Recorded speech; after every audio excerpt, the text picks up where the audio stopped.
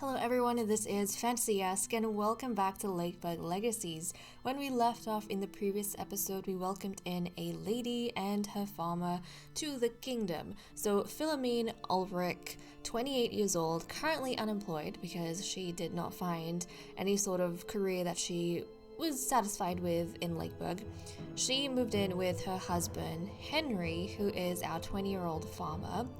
Finally, our farming industry is starting to get some bit of stability going, but Henry, he hasn't been gelling too well with the likes of Cecilia, one of the other farmers who works at, the farm.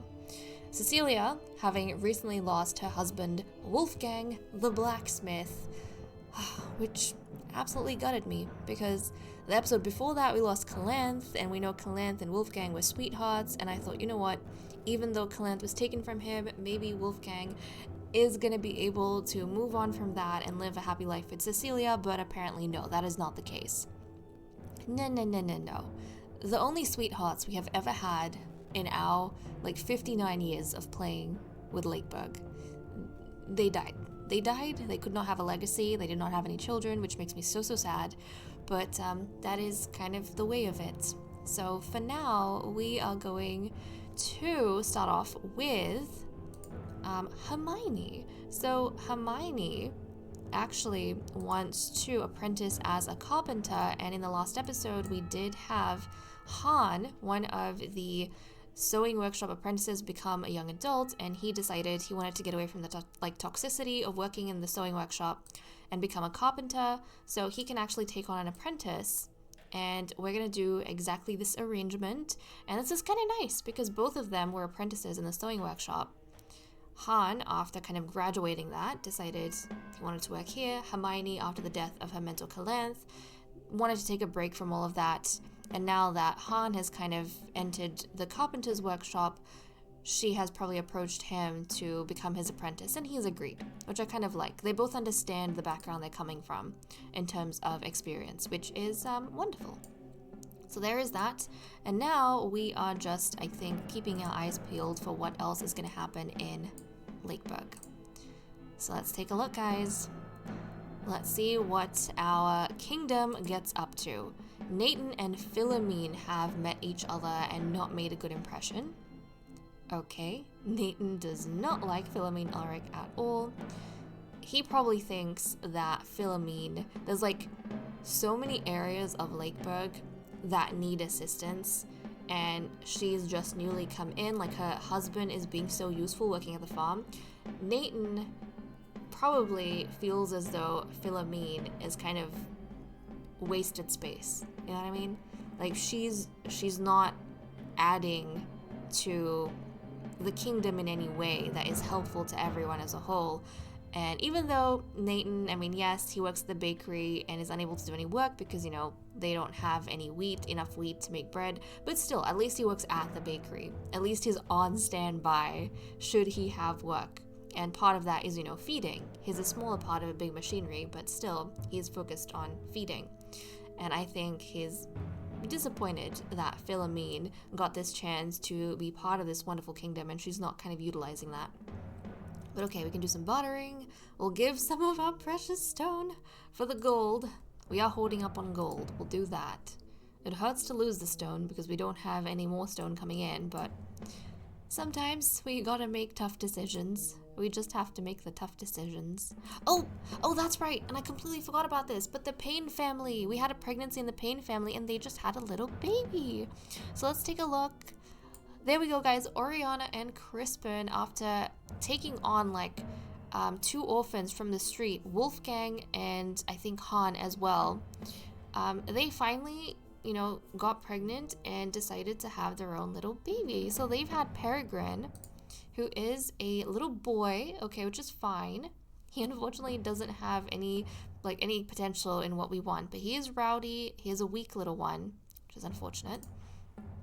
Let's see. So he has inherited essentially his father's hair and skin and his mother's eyes. In terms of preferences, he likes poetry, fashion, muscles, and he dislikes divination, painting, and art of war. Okay, well, regardless, Peregrine Payne, welcome to the family. I am grateful that we have you know, little boys being born, because we have like way more females at this point than we have males. Also, someone aged up over here.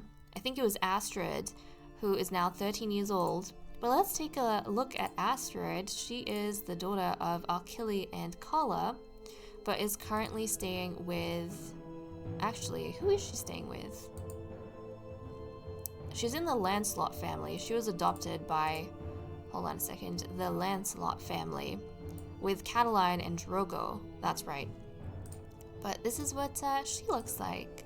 How interesting. I feel like... I don't know. Her father was kind of average looking. Her mother was quite nice looking. I don't think Astrid has inherited any of the beauty from the parents, but still, you know, she's getting along, guys. She's energetic. She's a glutton. At least she is, like, she's gonna be someone that we will be thankful for in the future, because she's one of our only farming apprentice, actually. So that's thank you, Astrid. Thank you. Okay, let's keep going. Let's keep going. See what else is happening in town. I'm kind of gutted. Oh. Well, our man of the evening, Randall, has just died. Has just died from hunger at 32 years of age. And you know the odd thing I'm noticing? We already have more females than males, but a lot of our males are dying off. A lot of the men in town are just croaking. And now we have 4 ladies who are single at this point. 4 ladies who are single.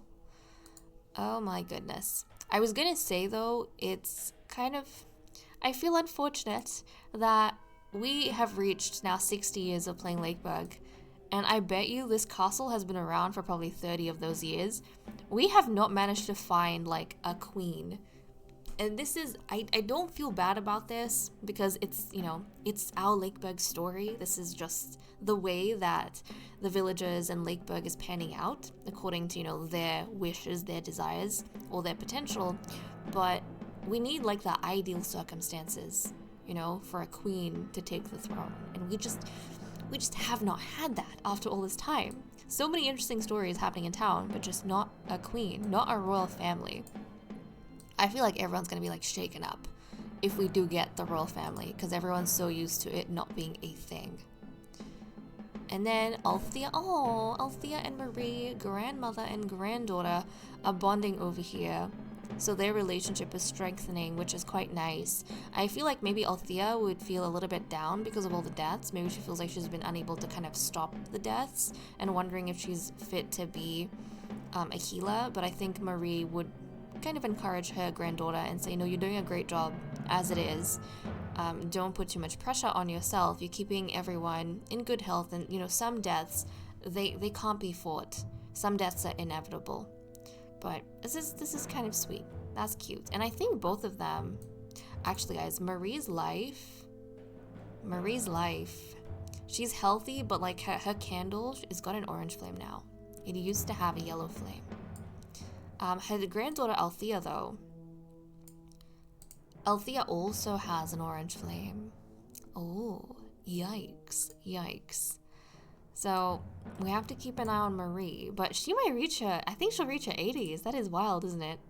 That we have someone who's going to reach the 80s. I remember not too long ago, I was saying that I have never had anyone become older than like be in their 60s. But then, you know, Marie entered her 70s, and then we had a few other people enter their 70s, and now Marie's gonna kind of break the threshold and enter into the 80s. That's kind of cool. That's kind of cool. Okay, Henry and Cecilia have met. Actually, no, they have not met, but they dislike each other. We kind of already knew this. They weren't getting along, and obviously they will dislike each other even more so. What's happening? Oh, storage limit for iron has been reached. Okay, well, our miners are doing excellent. And we actually have the money to improve, to extend the stock, so, you know, our storage, because we've been holding up on gold. So we're definitely going to do that, because there is no telling when the mining industry can collapse, and then we'll just be relying on the stores that we have hoarded up this whole time. So yes, we can do that. We can do that. Absolutely fine. Let's keep going. Oh. Oh my goodness. The ugliest woman in town and the most beautiful man in town, according to not mine beauty standards, because Leonette is genetically ugly and Alfred is genetically beautiful. They are divorcing. A golden-haired Beauty and Beast. I was not expecting that. I thought they would stay together for like forever or a while. But okay, this is definitely gonna make things interesting. So okay, Mirabelle right now is the only one I think with a family. Like she's the only one with a child. Hold on a second. Mirabelle, right? Because I think she was married to. She was married to Randall, and they had little baby Conrad, who's 3 years old right now. Okay. So yeah, I think she's going to ask... Hold on a second. I think she's going to ask Alfred on a date. I mean, she's 23 years old. She's a seamstress. He's a 23-year-old minor, so they're the same age. I think, and you know, he is the most beautiful man in town, so I feel like all the women would be like just latching onto him. They'd all jump for him. But Mirabelle's gonna be first. She's gonna go for Alfred. We'll see how this pans out. Okay. Well, if he wasn't heartbroken and divorced, well, if they both weren't heartbroken, they might actually have something good going. Right now, their affinity's bad. It's at 23, but they agree on feasting and poetry. So let's see what becomes of these two. We could say flowers are pointless. They're starting off at the hill by moonlight, or say that the food display was disgusting at the banquet. We'll go with the food. But Alfred doesn't dare ask Mirabelle if she is as keen about second breakfasts and afternoon tea as he is. Okay, now we're at the inn. We could talk about the benefits of meditation or share a recipe for nougat. We'll share the recipe. Alfred does not see the point of risking tooth decay by eating sweets. Okay, this is embarrassing. No need to insist.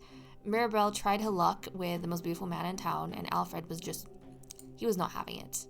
He was not too interested. She didn't really impress him, and maybe he could tell that she was kind of fumbling around and bumbling a little bit because she was nervous around him. So after Mirabelle, Marie, who is now finally 80 years old, our 80-year-old grandma, is going to try her luck with someone who is probably young enough to be her grandson.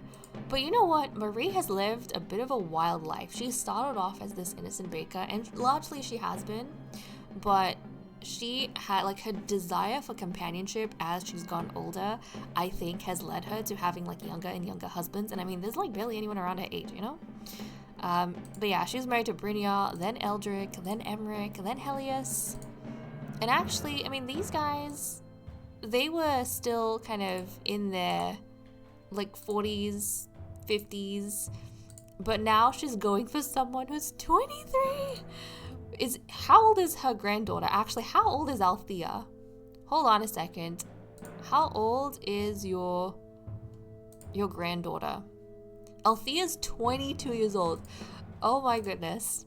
Alfred is young enough to be her grandson, but she's going to ask him on a date, and we'll see how that goes. They have awful affinity. It's at 16%. They disagree on meditation, but they agree on gossiping. So let's see how this goes. Okay. I mean, in the past, there have been some people who have been kind enough to go on a date with Marie, but it's been a no from them. So let's have a look. They're starting off at the lake having a boat ride. We could denigrate Lakeburg's baker and his cloying treats, except Marie is the baker. So I guess she'd be, I don't know, making fun of herself. Or we could make fun of people who are interested in fashion. We'll make fun of fashion. Alfred thinks you can judge a book by its cover. Bah, let's change the subject. Okay, it's not starting off on a good foot.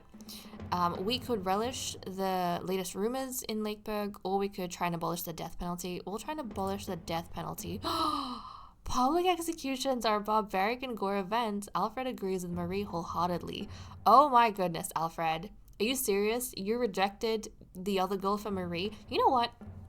Because Alfred is so beautiful, this is a loveless marriage, but because Alfred is so beautiful, maybe he's not looking for beauty in anyone else. He's looking for someone with a beautiful heart, or someone with the kind of mind he can connect with. And maybe he feels like Marie, who's had a lot of life experience and been through a lot of things, gives him a perspective he's never really had. And for that reason, they are getting married. Good on you, Marie. Good on you. This grandma, like, she knows how to live it up. She knows how to live it up. So now Alfred is part of the Bonnet family. I feel like she's way too old to have any kids. They have an insignificant chance. They have a 3% chance of having a baby. If Marie has a baby at 80, like, oh my goodness. Oh my goodness. If she has a Marie-ed baby, like a Marie-ed baby, what am I saying? I don't even know what I'm saying anymore. I'm babbling at this point. If she has a baby at 80 years old, this woman's gonna be a witch. Like, she's not even gonna be a human anymore. But hey, she's living her life the way life is meant to be lived, right? Yeah. That is wild. He left his 35-year-old wife for an 80-year-old woman. And, I mean, she's kind and devout, so I reckon it's her heart, you know? He finds Marie's kind heart more appealing than Leonette's ugly face, which is so sad. Okay, guys, let's calm down and let's keep going. Let's calm down and keep going. See what else is happening in town. Leonette and Mabel have met, and they do not like each other. You know, Leonette probably said something about Mabel's bug eyes. They dislike each other. I feel like they've met in the past. I feel like they have met back when Leonette first, like, moved in, and they had a bad impression. But, you know, again, this might be a reiteration of something that's already happened. But maybe Leonette is making a comment on Mabel's bug eyes. Like, maybe Leonette was walking in town and Mabel was staring at her, and Leonette was like, what are you doing with your bug eyes? Like, why are you staring at me? And Mabel was saying, oh, I don't know, I was just staring at your ugly face. You know, the ugly face that your husband left for an 80-year-old woman. This is mean, guys. This is not the way we should be talking. But what can I do? The story is just panning out this way, okay? The story is panning out this way. And, story aside, we can do recruitment. Okay, so we can recruit, which, you know, population's down to 26. We desperately need to be recruiting. So let's take a look. What is happening? So, we have Sylvan Doria, who's 27 years old, of the peasant class. He wants to be a prankster, blacksmith, or carpenter. And we actually have, we need a blacksmith, and we need another carpenter. So there is that. And then we have this one, whose name I cannot pronounce. She's 27 years old, artisan, rat trainer, farmer, or queen. Rat trainer, farmer, or queen. Now, guys, she's the first potential queen we have ever had rock up. But I have said this before, that we need just the right amount. Like, we just need the right combination of events. It has to be, like, perfect circumstances for her to become queen, because that's such an important position. And once you have a royal family, for better or for worse, you kind of stick with your royal family. I mean, at this point, I have so many hearts. Like, I could switch royal families out like nothing, because I think you can, like, stage a coup and have the royal family removed, but there's no other way to remove them, and it costs hearts to stage a coup. So we could comfortably do that with the amount of hearts I have. But unless you do that, basically the royal family, or unless they die out, they stay as the royal family. It's basically a big deal.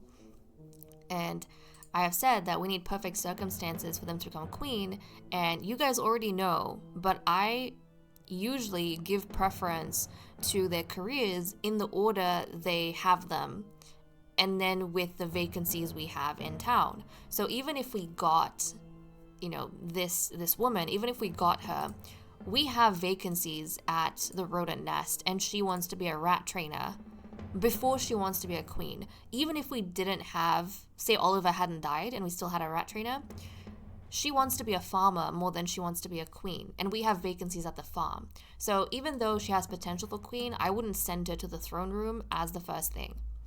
So unless we didn't have, like, we had, the situation in which this would be useful is if all of our, like, our rodent nest was completely filled out, our farm was completely maxed out, then we'd be like, okay, she can become queen. But under the current circumstances, even though it's exciting to see that, it's not really helpful to us entirely. I mean, they're all helpful. Both of them are helpful. I have to correct myself. They're both helpful. But I think, currently, I would prefer for us to get Sylvan so we can have a blacksmith, because the blacksmith is important for us to make our weapons and our tools. So I think I do want a blacksmith. Yeah. So I think that's what I'm going to do. I'm going to get a blacksmith. And you know what? That aside, like the tools is kind of useful with some of these expansions. Like if we end up, some of these industries don't even exist. Like we don't have anyone working here. But if we have expansions, like the jeweler's workshop, they require tools. And some of the other places with their expansions, they require tools. So hold on a second. Let me see. I mean, a lot of these places require, where do we have? There's a lot of tanning and stuff required. Like the building site requires tools for expansion, jeweler's workshop. But yeah, you know, there's a few places, so I kind of do want a blacksmith. And then the carpenter's workshop, they require tanning and wood more than anything, but I think I'd feel comfortable having a blacksmith right now. I mean, they serve their own purpose, you know? So I think we're gonna get Sylvan. We're gonna get Sylvan. And with the jeweler's workshop, like expanding the building site, I've talked about this before. It might not seem too important right now, but we've talked about this before. The building site is going to give us tickets, and tickets is basically like going to reduce the cost of resources required to make all of these other buildings, which are very, very expensive. Like they're very resource heavy.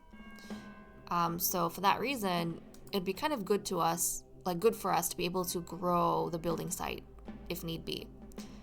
And then the jeweler's workshop, the jewelry, it's like a luxury good that a bunch of our villagers need. But not only that, in terms of building, like we kind of need that to build the church.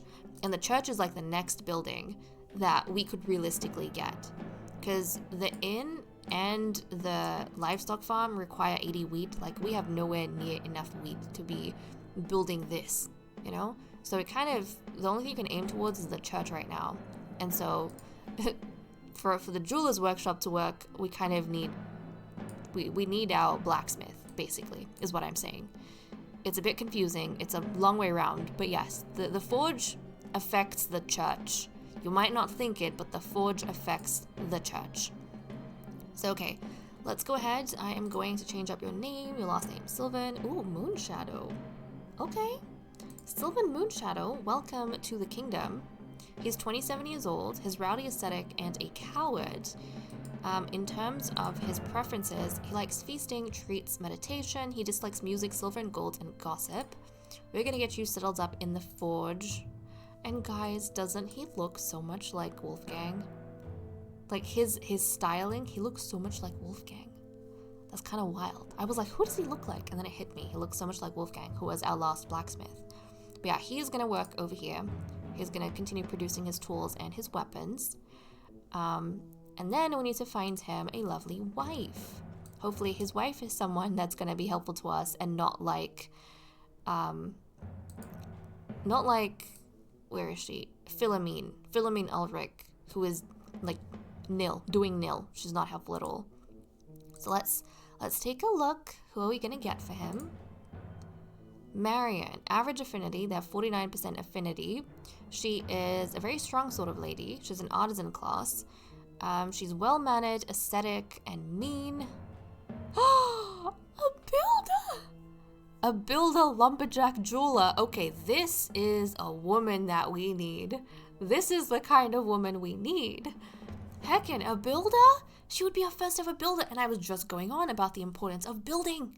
I was just going on about the importance of builders and jewelers.